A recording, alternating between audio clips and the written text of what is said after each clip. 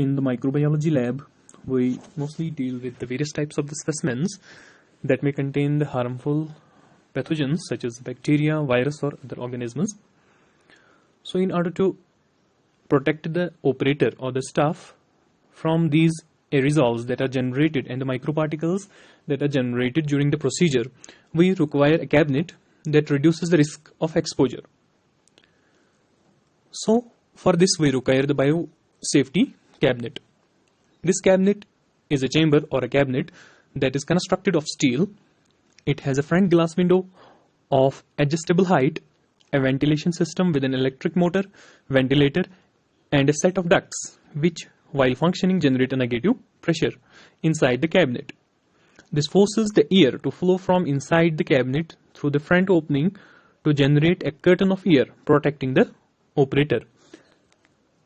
Air containing the infectious material is sterilized by passing through the filters or UV